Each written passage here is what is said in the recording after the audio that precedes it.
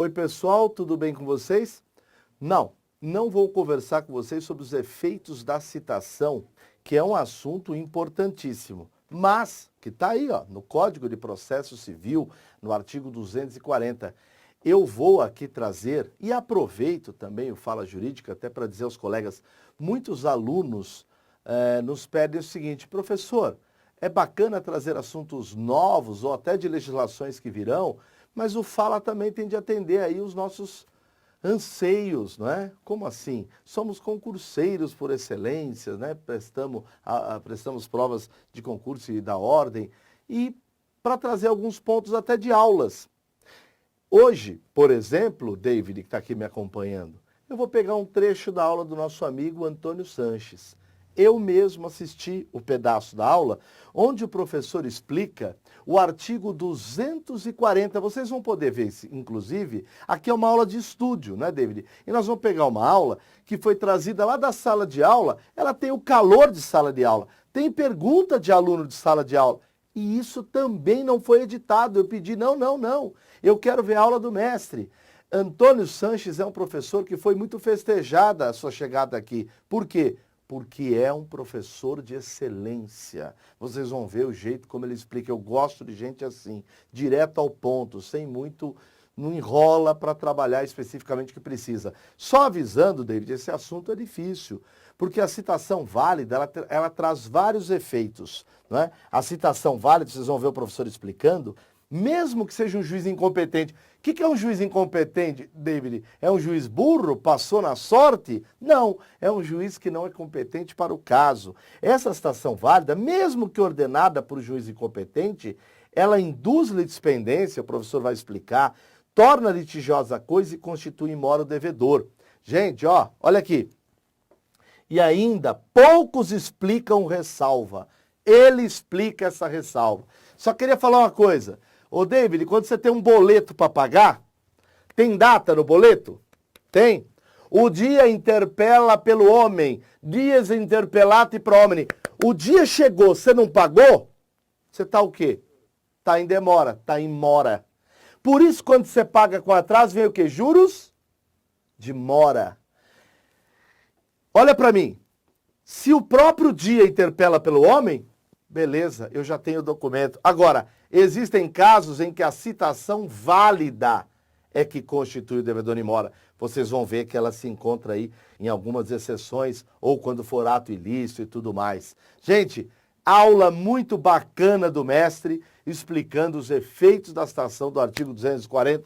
Com vocês, o professor, pai de três, eu não sei se são 3 meninos ou 2 e 1, que acabou de nascer agora o terceiro filho, um professor de um coração maravilhoso e muito querido aqui entre nós. Professor Antônio Sanches, por favor, a aula é sua. Valeu, pessoal! E só para saber de onde tiraram, né, David? O pessoal saber, que curso foi esse? Esse foi um curso transmitido ao vivo, na sala de aula do nosso curso intensivo de processo civil para o concurso de escrevente. Vocês vão ver que o professor não se aprofundou no artigo 240 em termos de doutrina ou jurisprudência. Claro que ele acaba entrando um pouco, mas para explicar o dispositivo. Com vocês, a aula do professor Antônio Sanches. Eu vou até abrir aqui. Boa aula, professor! Vamos continuar, então. Esse artigo, galera, ele fala dos efeitos da citação. Efeitos da citação. Teve uma modificação. Quantos efeitos vocês estão vendo aqui? 3. Eram 5. Tá? Então, a citação válida... Então, qual a primeira conclusão? Para esses efeitos acontecerem, a citação tem que ser válida. Se a citação for inválida, não presta. Ainda quando ordenada por juízo incompetente. Antônio, que troço é esse? Se eu vou entrar com um processo de indenização contra a Bruna, isso tem que ser numa vara civil estadual. A Justiça Federal não tem competência para julgar isso. Mas vamos imaginar que eu errei, e entrei com a ação numa vara federal. Numa vara, portanto, incompetente. A lei diz que não compete a uma vara federal julgar uma ação de indenização entre duas pessoas naturais. Aí, o juiz da vara federal não percebe e manda citar a Bruna. Essa citação ainda quando ordenada por juízo incompetente, ou seja, o processo está numa vara que não tinha que estar, juízo incompetente. Mesmo assim, ela produz esses 3 efeitos. E quais são esses 3 efeitos? O que é induzir litispendência? É caracterizar a existência do processo. Caracterizar a existência do processo. Mas, Antônio, para que serve? Por que caracterizar a existência do processo? Que troço é esse? É simples, galera. Tem aqui Antônio versus Bruna na primeira vara civil. Quando a Bruna foi citada, existe lide pendente entre esses dois. Só isso. Existe lide pendente entre esses dois. Antônio, mas para que serve isso? Qual a importância disso? A importância disso, galera, vamos imaginar que aqui o Antônio pediu uma liminar. E o juiz falou, não, negou a liminar. Eu falei, putz, eu vou recorrer, o recurso vai demorar muito no tribunal.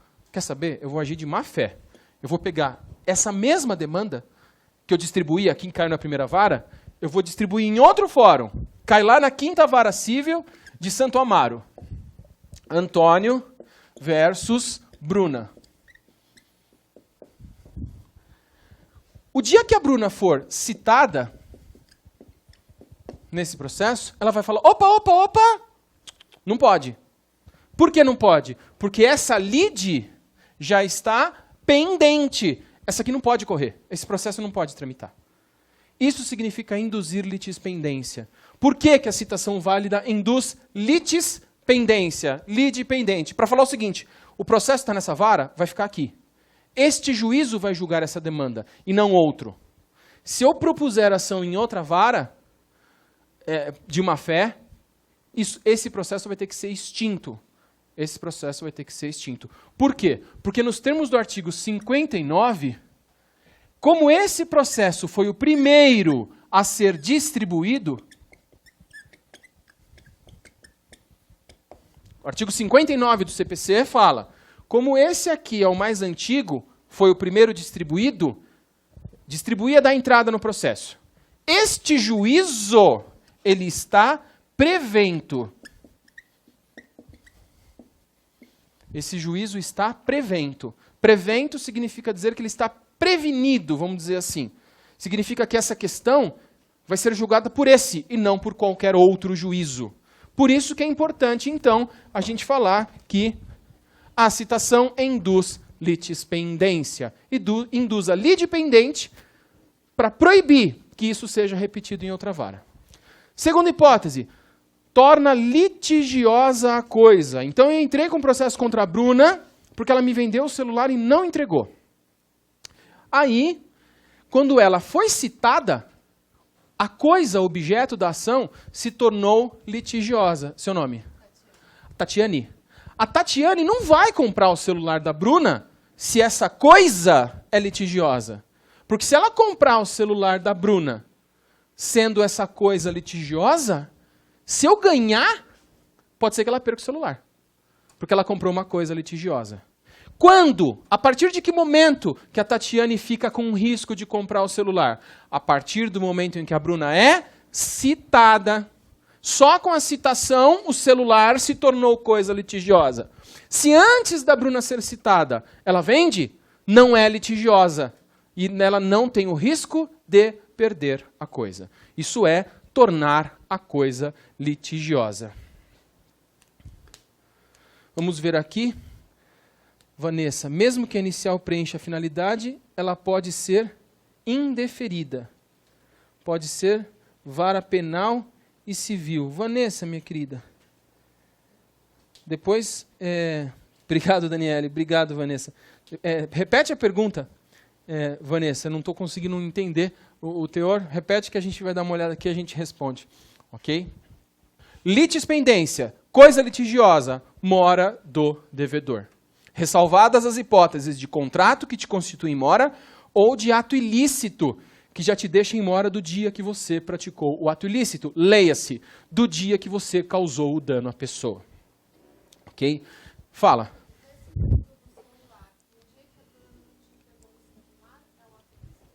Uhum. Não. No dia que ela não me entregou o celular, se nós temos um contrato, é o contrato. No dia que eu quebrei o celular, aí é um ato ilícito civil. Tá? Pode perguntar, viu, gente? Eu paro aqui para ler o pessoal da internet, mas vocês estão aqui, vocês levantam a mão e perguntam o que vocês quiserem. Vanessa, vamos lá. Claro, Simone, vou falar. Professor, pode explicar novamente tornar litigiosa a coisa? Vamos falar de novo. A Vanessa. Mesmo que a inicial preencha a finalidade, ela pode ser indeferida. Sim, se ela preenche a finalidade, mesmo assim a citação pode ser indeferida. Já entendeu, Vanessa? Tá tudo ok, então? Bom, qualquer coisa você repergunta aqui, Vanessa. Simone, é o seguinte, pode explicar novamente o tornar litigiosa a coisa? Posso. Simone, tornar litigiosa a coisa. Aquela coisa que está sendo discutida num processo, ela se torna litigiosa, ela se torna algo vinculado a um processo a partir do momento em que a pessoa é citada. Então, Simone, você comprou o meu relógio. Você comprou o meu relógio. Eu não te entreguei. Se eu não te entreguei, você vai entrar com uma ação contra mim. Vai entrar com um processo contra mim de obrigação de entrega de coisa. Aí, se eu não fui citado ainda, essa coisa não é litigiosa. Não paira uma lide sobre essa coisa. Eu posso vender para a Bruna, que ela não vai perder. Agora, se eu já fui citado para a ação em que você pleiteia esse relógio, se ela comprar, como eu já fui citado, essa coisa é litigiosa. E aí ela vai perder este relógio se você ganhar um processo. Porque ela comprou uma coisa litigiosa e ela se sujeita aos efeitos do litígio. Se o litígio entre mim e você te der o relógio, mesmo que ele não esteja mais na minha mão, você vai poder buscar na mão dela. Ok? De nada, Simone, de nada. Vamos continuar então, galera. Continuando. O intervalo é às 8h45. Olha que beleza. Tem mais... São 10 para as 8. Tem 1 hora ainda. É assim que eu gosto. A coisa anda. Muito bem, galera. Interrupção da prescrição. O que é prescrição? Então, imagine o seguinte. Vamos desenhar a linha do tempo.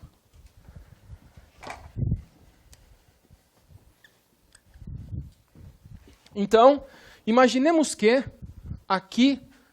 que dia é hoje? Hoje é 6/4. 6/4/17. Eu tenho um mó quebra-pau aqui com a Bruna. Antônio versus Bruna. Trocamos ofensas. E ela sai daqui falando assim, aquele gordo me ofendeu. Né? O que vai ser uma mentira, porque eu não sou gordo, não é mesmo, galera? Né? Dessa ofensa... Nos termos do artigo 206, parágrafo 3º do Código Civil, ela tem 3 anos para entrar com uma ação de indenização contra mim. Isso se chama prazo prescricional. Ok?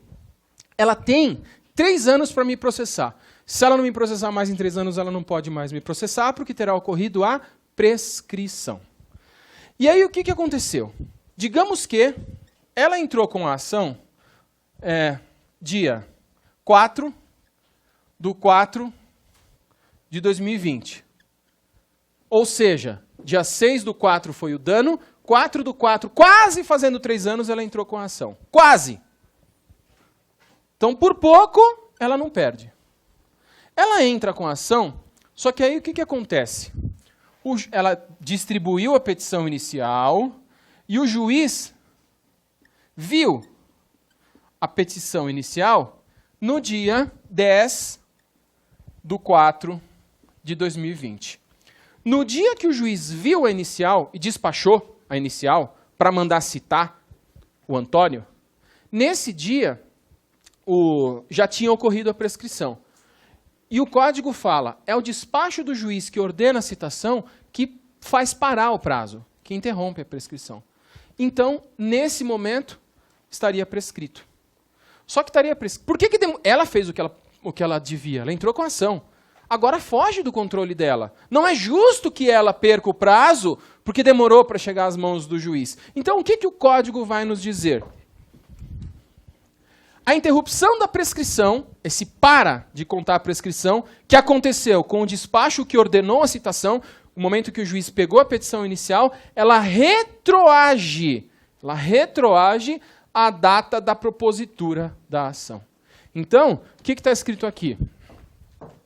O efeito acontece aqui, mas existe uma retroatividade desse efeito para a data em que ela propôs a ação. Ou seja, se propôs a ação no momento certo, está tudo bem, não se preocupa. Você não será prejudicado pela morosidade do judiciário, pelo tempo que demorar para que o judiciário tome as medidas cabíveis. Essa é a ideia, esse é o sentido dessa colocação aqui do Código. E percebam, ainda que esse despacho tenha sido proferido por juízo incompetente. Acompanha a regrinha que a gente viu agora há pouco. Ok? Retroage a data da propositura da ação. Isso não se aplica só para a prescrição, se aplica para a decadência também. Antônio, qual a diferença entre decadência e prescrição? Prometo que eu explico para vocês assim que vocês passarem no concurso. Porque agora vai ser uma coisa que vai tomar o tempo e o cérebro de vocês de maneira inútil para diferenciar decadência e prescrição. Tá bom? E a gente tem que ser bem objetivo aqui. Não importa. O efeito retroativo ocorre com a prescrição e ocorre com a decadência. Decadência é sinônimo de caducidade. Caducou significa ocorreu a decadência. Tudo bem? Vamos continuar.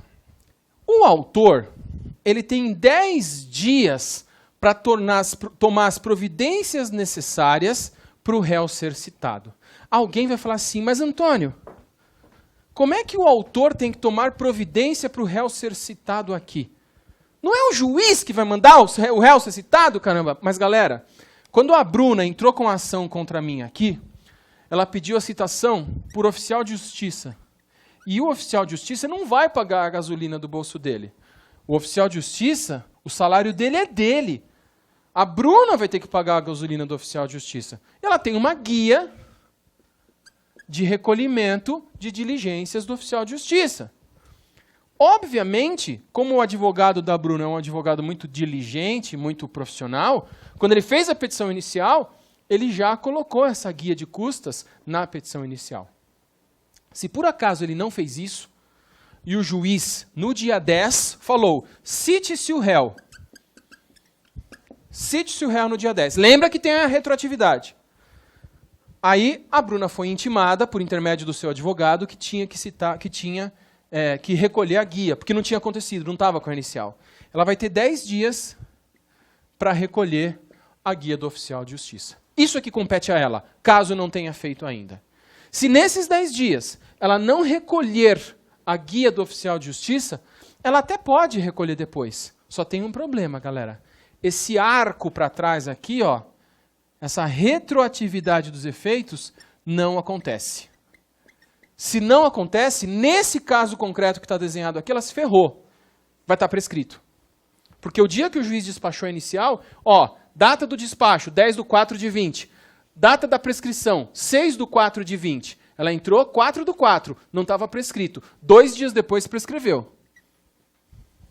Mas como tem a retroatividade, ela não se ferrou. Só que ela não se ferra desde que ela tome as providências cabíveis. Se ela demorou mais de 10 dias para recolher as guias do oficial de justiça, não ocorre a retroatividade, para ela está prescrito, beijo, tchau, não pode mais processar.